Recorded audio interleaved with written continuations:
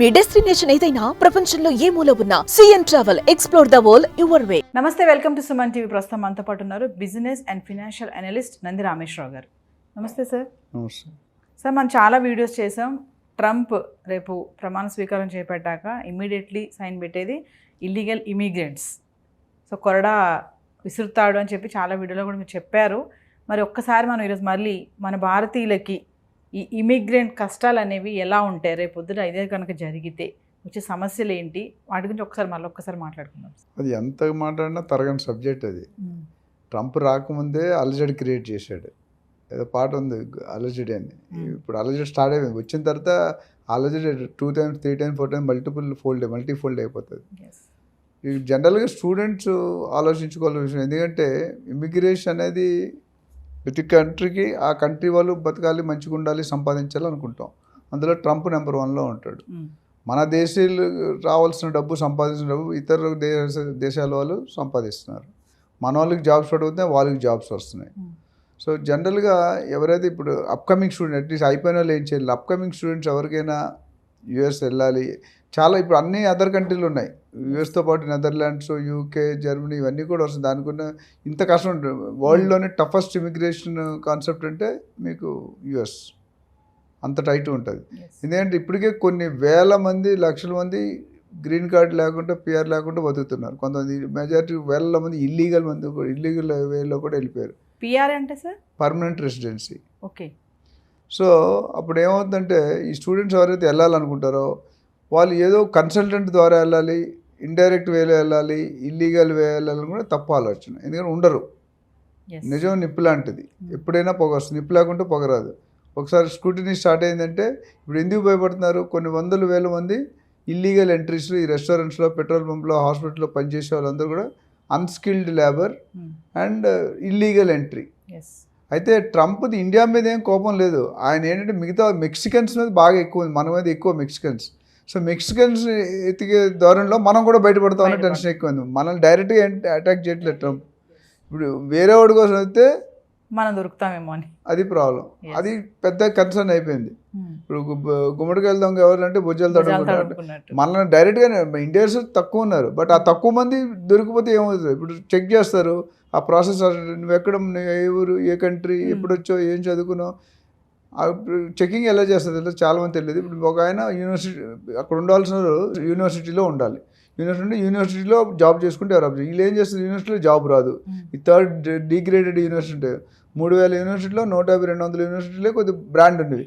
ఆ లొకేషన్ బట్టి కూడా బ్రాండ్ ఉంటుంది. వీళ్ళు ఏం చేస్తారు? యూనివర్సిటీలో లేకుండా పార్ట్ టైం చేయడానికి కొన్ని కిలోమీటర్ ట్రావెల్ చేస్తారు, మైల్స్ చేసి అక్కడ పని చేసుకొని పెట్టుకుని వాళ్ళు ఇచ్చేస్తారు. వీళ్ళు చెక్ చేసినట్టు ఆ క్రెడిట్ కార్డు హిస్టరీ చూసారనుకోండి, ఆ ట్రాన్సాక్షన్ హిస్టరీ చూసారనుకోండి, అడుగుతాడు నువ్వు యూనివర్సిటీ ఉన్నావు, అక్కడ ఎందుకు ఉన్నావు? So there is no answer. Okay, ఒకసారి వెళ్తే ఏమంటారు చూడడానికి, రోజు అక్కడే బిల్లు ఉంటాయి. నువ్వు వెళ్ళే ట్రాన్స్పోర్టేషన్ బిల్లు, నువ్వు తినే తిండి, నువ్వు వేసుకునే అన్నీ అక్కడ ఉంటాయి. అదొక క్లూ. సో స్టూడెంట్స్ మాత్రం స్కిల్డ్ వేలో, ప్రొఫెషనల్లో, రైట్ వేలో వెళ్తే మంచిది. ఎందుకంటే అక్కడ వెళ్ళిన తర్వాత చాలా కష్టాలు ఉంటాయి. ఎంతోమంది ఎస్పెషల్లీ కన్సల్టెన్సీ ద్వారా వెళ్ళిన వాళ్ళు, కన్సల్టెన్సీ లాస్ట్ 2 రకాలు ఉంటాయి.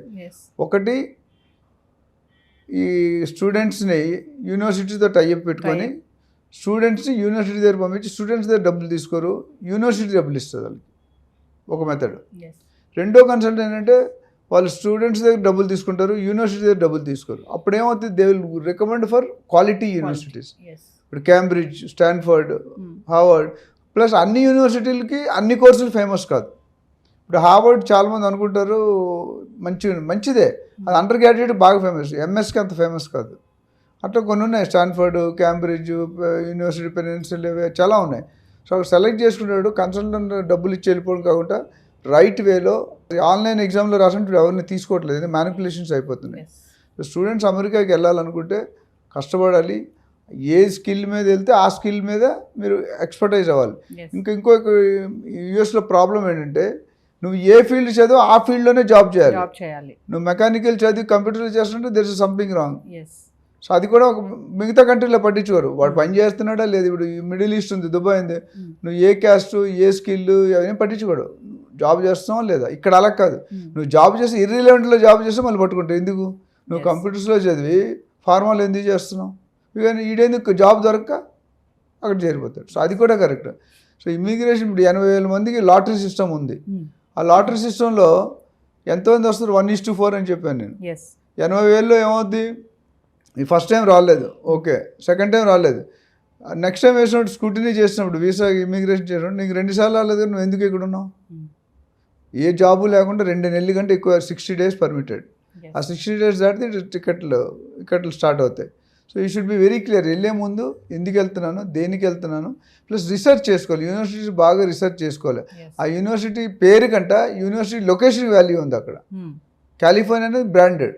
ఎక్కడో మన ఊరు పేరు తెలియదు, చిన్న చిన్న ఊర్లు ఉన్నాయి, అవి ఎవరికి తెలియదు.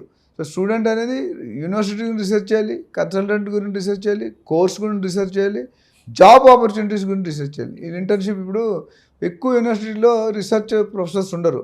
రీసెర్చ్ ప్రొఫెసర్స్ ఉంటే అదే యూనివర్సిటీలో అసిస్టెంట్గా జాయిన్ అయిపోవచ్చు. రీసెర్చ్ అసిస్టెంట్ అంటే జాబ్ అక్కడే ఉంటుంది, అక్కడే ఉంటాడు, క్యాంపస్లోనే ఉంటాడు. ఈ ఎక్కడైతే ఈ రీసెర్చ్ ఇప్పుడు స్టాండర్డ్ యూనివర్సిటీలో మాత్రమే రీసెర్చ్ ప్రొఫెసర్స్ ఉంటారు. ఈ చిన్న చిన్న యూనివర్సిటీలో అంత ఎఫర్ట్ లెక్చరర్లతో నడిపించేస్తారు. So lecturer is different, research scholar is different. So research ఉంటే నా కింద అసిస్టెంట్ పెట్టుకుని 4 ట్రైన్ చేసి 4 PhDలు ఇస్తాం వాడికి. సో అప్పుడు మన కిందే పనిచేస్తుంటే మన యూనివర్సిటీలో ఉంటాడు, మనం ఉన్న ప్లేస్ ఉంటుంది, అప్పుడు ఎటువంటి బాధ లేదు. అమెరికా వాళ్ళు ఎప్పుడు ఇబ్బంది పడతారంటే నువ్వు ఒక ఖాళీగా ఉండి ఇల్లీగల్గా వచ్చినట్టు ఖాళీగా ఉంటావు. ఎందుకంటే జాబ్స్ కూడా ప్రతి 4 ఒకటికే వస్తుంది. అంటే మిగతా 3 మొత్తం 3,20,000 మంది ఉన్నారు. మరి 80,000 తీసి మిగతా వాళ్ళు ఏమవుతున్నారు, ఎక్కడున్నారు, ఏ వేలో ఉన్నారు, ఇల్లీగల్ ఉన్నారా లీగల్ ఎవరికి తెలియదు కదా. ఇప్పుడు నాకు తెలిసి చాలామంది మిత్రులు బిజినెస్లు చేస్తున్నారు హోటల్, అక్కడ ఉన్న అసిస్టెంట్ అందరూ ఇల్లీగలే. వాళ్ళే చెప్తున్నారు ఇల్లీగల్. నెలకి $1,500 $2,000 ఇస్తారు, తిండి ఇచ్చేస్తారు, రూమ్ ఇస్తారు. సో $2,000 ఏంటంటే 1.6 lakhs. అమెరికాలో నథింగ్, ఇక్కడ ఇండియాలోనే వచ్చేస్తుంది. సో బట్ జాబులు లేక ఇప్పుడు బయటకి అక్కడ వెళ్ళి జాబ్ పోయింది అనుకోండి, ఇంట్లో చెప్పట్లేదు జాబ్ పోయిందని, చెప్తే ఇంట్లో వాళ్ళు భరించరు, పెళ్ళి అవ్వదు. కొంతమంది పెళ్ళిళ్ళు కూడా ఆగిపోతున్నాయి అక్కడ. కొంతమంది కేసులు ఉన్నాయి, పెళ్ళిళ్ళు ఎందుకు చేసుకుంటే ఇప్పుడు నన్ను ఇల్లు ఏంచి అమెరికాలో ఉంది, పేరెంట్స్ ఏంచి ఇండియాలో ఉన్నారు. ఇప్పుడు ఆ ఇండియా అమ్మాయిని చేసుకున్నాను, ఇటు ఇక్కడ తీసేస్తే మళ్ళీ ఇండియాకి వెళ్ళిపోవాలిగా, అది ఒక ప్రాబ్లం. కొంతమంది పిల్లలు కూడా కనట్లేదు, కంటే మళ్ళీ మమ్మల్ని తీసేస్తే పంపించేస్తే రిటర్న్ పంపిస్తే. సో ఇవి చాలా ఛాలెంజ్ చేస్తున్నాయి. ఇది మాట్లాడుకుంటే చాలా పెద్ద సబ్జెక్టు. ట్రంప్ ఏంటంటే ఈ వాంట్ టు రెగ్యులరైజ్. ఇంకోటి సార్, ఇప్పుడు ఇదంతా ఓకే, ఒకవేళ మనం ఇండియా నుంచి యూఎస్ఏ కానీ యూఎస్ఏ నుంచి ఇండియా కానీ మనీ పంపాలంటే కూడా చాలా ప్రాబ్లమ్స్ ఉంటాయంట కదా సార్. యూఎస్ నుండి ఇండియా పంపడానికి ప్రాబ్లం లేదు, ఇండియా నుండి యూఎస్ పంపడానికి ప్రాబ్లం, వన్ వే. ఎందుకంటే వాళ్ళు ప్రూఫ్స్ చూపించాలి కదా, అక్కడ ట్యాక్స్ ఫ్రీ సాలరీస్ ఎక్కువ ఉంటాయి, చాలా ఎగ్జామ్షన్స్ ఉంటాయి, మనకి డిఫరెంట్. సో అందుకని బయట వాళ్ళకి అందరికీ ఉంది, మనకు స్పెసిఫిక్గా ఇండియా నుండి పంపించాలంటే లాస్ట్ 100 ఉంది. అక్కడికి వెళ్ళి యూఎస్ఏ నుండి ఇండియా పంపించడం ఈజీ, ఎందుకంటే వాళ్ళకి అంతా వైటే ఉంటుంది, మళ్ళీ మిగతా ఫార్మ్స్ ఉండవు. అండ్ యూఎస్ఏ నుండి ఇండియాకి రావాలంటే చాలామంది ఆలోచిస్తున్నారు. 2 సంవత్సరాలు అయిపోయిన తర్వాత వచ్చేసారు, ఓపీటీ అయిపోయిన తర్వాత, పోనీ ఇంకో 1 year 6 months అయిపోయింది, దాని తర్వాత ఉండడానికి లేదు. ఎందుకంటే ఎక్కడ స్కూటీలో అయినా వాళ్ళు డౌట్ వస్తే అడుగుతారు. యూఎస్ వీసాలో ఏమడుగుతారు, ఇమిగ్రేషన్కి వెళ్ళినప్పుడు వీసా ఉంటుంది కదా మనకి, ఇంటర్వ్యూ కూడా ఉంటుంది. వీసా ఇంటర్వ్యూలో ఏమడుగుతారంటే వాడిని కంగిస్తారు, అంటే టెంప్ట్ చేస్తారు. నువ్వు ఇక్కడ ఇల్లీగల్ ఉన్నావు కదా, నువ్వు హోటల్లో ఆడికి తెలియదు అసలు ఈ పని చేస్తున్నాడు ఈ చెప్పడు. వాడు ఏమంటే వీసా ఆఫీసరు, నువ్వు పలానా పెట్రోల్ పంపులో చేస్తున్నావు కదా, ఎలా చేస్తావు అంటాడు. ఇటు చేయడు, వాడు భయానికి ఒకసారి ఓకే అన్నాడు అనుకో, వాడితోనే సంతకం పెట్టేస్తాడు, వీడు ఒప్పుకున్నాడు అని పంపించేస్తాడు. చాలా భయం పెట్టి చెప్పిస్తాడు. అంటే నిజమైతేనే నువ్వు చెప్పలేరు, ఒక అబద్ధం అనుకోండి మీరు చెప్పలేరు. అంటే sir visa system always depends on job అంటే ఏం చెప్తారు? అంతే, ఇది ఎవరైనా మనకి స్పాన్సర్ చేసేవాళ్ళు ఉంటే అమెరికా విల్ బీ హ్యాపీ. అంటే అక్కడ ఉన్న కంపెనీ కానీ హోటల్ కానీ ఏం చెప్పాలంటే వీడి అవసరం మాకు ఉంది, వీడు లేకపోతే మా పని ఆగదు, మా బిజినెస్ ఆగిపోతుంది, బిజినెస్ అవ్వదు అని 101 రీజన్స్ ఇచ్చి చెప్పాలి. ఆ స్పాన్సర్షిప్ ఉంటే దే కెన్ స్టే. ఇప్పుడు చాలా మంది 10-20 సంవత్సరాలు ఉన్న వాళ్ళు బట్టి కూడా జాబులు పోతున్నాయి, వాళ్ళు కూడా టెన్షన్లో ఉన్నారు. అంటే ఇలా ఇల్లీగల్ గా ఇమిగ్రెంట్స్ ఎవరైతే ఉన్నారో ఫ్రీక్వెంట్ గా ట్రిప్స్ కూడా వేయలేరా సార్? వేయలేరు. ఎందుకు వేయలేరు అంటే వెళ్తే ప్రతిసారి చెకింగ్ అవుతుంది. నువ్వు ఇండియాకి ఎందుకు వెళ్ళి అసలు యూఎస్ మనీ ఎందుకు వస్తావు? నీ వీసా అయిపోయింది కదా, నీ స్టడీస్ అయిపోయినాయి కదా. చాలా మంది అమెరికా వాళ్ళు ఏమనుకుంటారంటే మనం ఇండియన్స్ కానీ అదర్ కంట్రీస్ వెళ్ళి చదువుకోవాలి, అక్కడ చదువుకొని 50-60 లక్షలు కోటి రూపాయలు కట్టేసి చదువు అయిపోయిన తర్వాత వచ్చేయాలంటారు. అది వాళ్ళ రూల్. మన రూల్ ఏంటి, మనం వెళ్ళి 50 లక్షలు 5 కోట్లు చేసుకొని మనం వెళ్తాం. So there is a slip between the cup and the lip. So మన ఆలోచనకి ఆ ఆలోచనకి చాలా తేడా ఉంది. సో అక్కడ చాలా ఇబ్బంది. చాలా మంది 5 సంవత్సరాలు రారు, ఇండియాకి వస్తే మళ్ళీ వెళ్ళలేడు. అంటే సార్ యూఎస్ఏ బార్డర్ దాటితే ఇంటికి వెళ్ళలేరు అంటే ఏమంటారు సార్ అది క్వశ్చన్ మార్క్ అంటే? అంటే యుఎస్ ఆడు ప్రొఫైల్ పెట్టి ఉంటుంది ఏదైనా. ఇప్పుడు లాటరీ సిస్టమ్ 2-3 సార్లు ఎన్నిక కాలేదనుకో అది ఒక నెగిటివ్ పాయింట్, ప్రొఫైల్ పడిపోతుంది. ఇటు ఈ లాటరీలో ఎన్నిక కాలేదు, నెక్స్ట్ లాటరీలో ఇటు ఇన్కమ్ రావట్లేదు, ప్రూఫ్ చూపించారు, అపాయింట్మెంట్ కొంత డమ్మీ లెటర్స్ క్రియేట్ చేస్తారు కన్సల్టెంట్స్.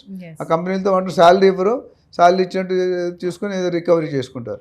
ఇవన్నీ ఏదేమంటే మనం చెప్పాల్సింది అనుకుంటే మీరు అమెరికా వెళ్ళడం తప్పు కాదు, వెళ్ళాలంటే మంచి ఫామ్గా రైట్ రాయల్గా వెళ్ళండి. రైట్ ప్రాసెస్ వెళ్తే మీకు ఇల్లీగల్ ప్రాసెస్లో వెళ్ళిపోతే ఏదైనా షార్ట్ కట్స్ వెళ్తే ఎప్పుడైనా డేంజరే. అంటే ఓవరాల్గా చూసుకుంటే ఇప్పుడు ఇమిగ్రేషన్ హీట్ అనేది బాగా ఉంది అని చెప్పుకోవచ్చు అంటారు. బాగా కాదు, ఫుల్గా ఉంది. అది జనవరి 20 తర్వాత ఇంకా పెరుగుతుంది. సో అది we have to wait and watch. No we wish good luck for the people are going to America. Thank you sir. Thank you.